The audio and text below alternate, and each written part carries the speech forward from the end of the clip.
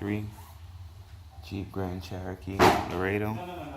Just gonna make a quick video on how to locate your spark plugs. Spark plugs are right under here. Under this cover. You want to remove your hoses out of this clamp. Pull this up off that little plug back there. Then you need number 13 to remove these 4 number 13 nuts.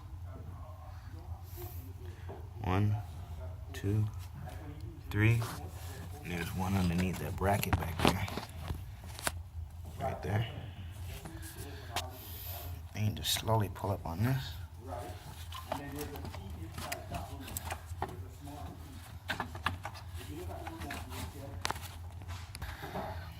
And once you lift up that cover,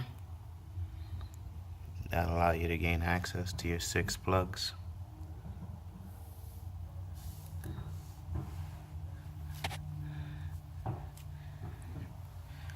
And that's a 2003 Jeep Grand Cherokee Laredo spark plug location. Thanks for watching. Subscribe, comment, hit that like button. See you next time.